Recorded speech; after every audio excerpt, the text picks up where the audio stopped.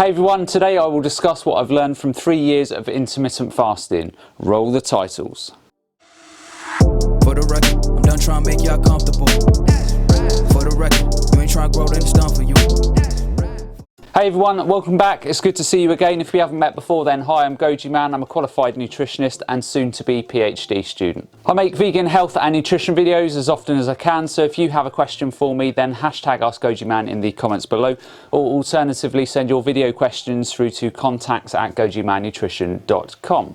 Also, just a quick reminder that I'm providing consults, organic acids tests, stool tests and SIBO tests via my website. So if you have any health or digestive problems, then consider taking these tests, as they will provide a lot of very detailed information upon which you can start making informed decisions and then start getting your health back on track. And on that bombshell, to the video. But before I get to what I've learnt about intermittent fasting, I want to tell you about the reasons why you could consider intermittent fasting, why you should avoid it, and how you should do it correctly. So before embarking on any intermittent fasting regime, you should be asking yourself why you are doing it, what your main goals are, how to do it correctly, and also what are the pitfalls that you should be avoiding that can cause issues in the body, particularly if you have existing hormone or physiological issues. So I know most of you already know this, but for those who don't, intermittent fasting is simply eating your daily calorie requirements in a designated time slot or window.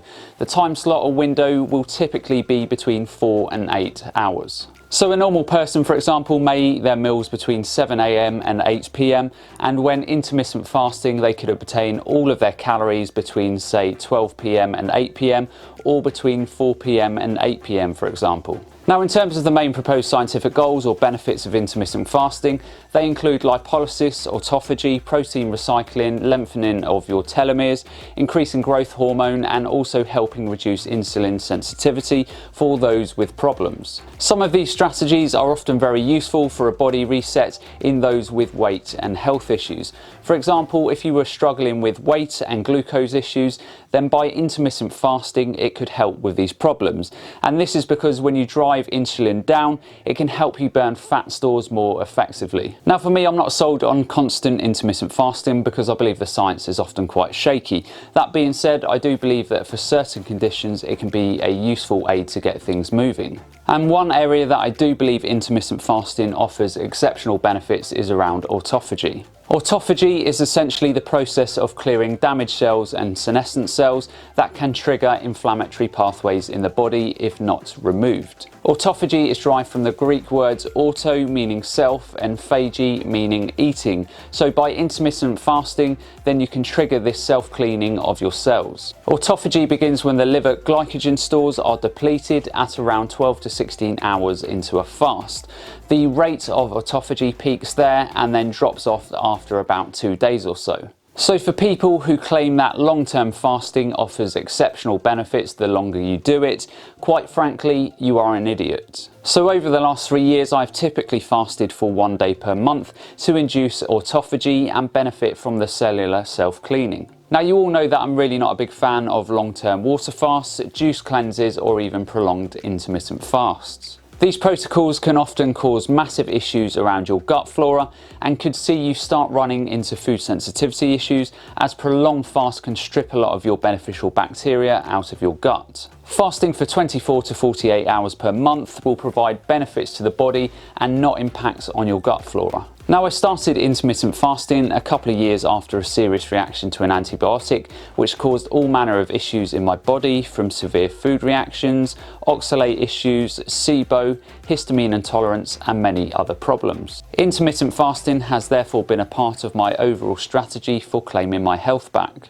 So what have I learned from 3 years of intermittent fasting? Firstly, if you're dealing with food reactions, digestive problems, weight problems, high blood pressure, or many other health issues, then intermittent fasting once a month or so can help regain your health in some small part, or equally maintain health for those with no existing health problems. Secondly, while intermittent fasting can be very useful or beneficial for some with health problems, it is absolutely not a fix or a magic pill. Initially, I hoped intermittent fasting would help speed up my healing after my antibiotic issues.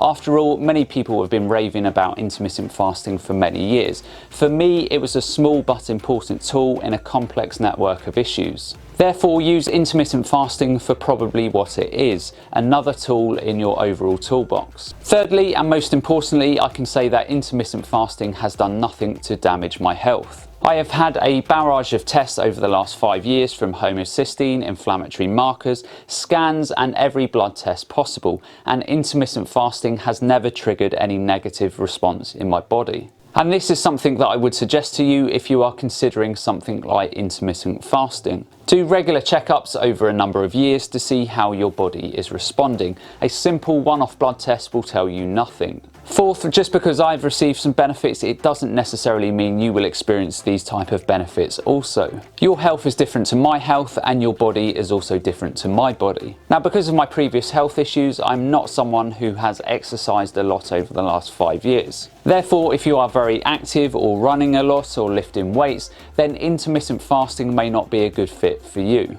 And 5, when I was eating my required amount of daily calories in a 4-hour window, it was fairly easy when doing a 24 or 48-hour fast. For some of those fasting intermittently for longer periods, then it can sometimes be difficult to get all of your calories or nutrition into a 4 or 8-hour window, and as such, many of these people will run into weight and muscle loss. Number 6, what I've learned as a nutritionist and someone who has intermittently fasted is that for those with hormonal issues, autoimmune issues, thyroid issues or adrenal fatigue, then intermittent fasting is often not a good choice. For these people, they are often running on empty and their bodies are constantly stressed. They will also likely be running low on assimilated nutrients, and the last thing that you want to do in these situations is restricting food and nutrition when the body is already stressed and fatigued. So in conclusion, I have found that intermittent fasting can be useful in the right situations, but often the right situations are when people have their health in order. Therefore, for many people with hormonal, fatigue or even widespread digestive issues,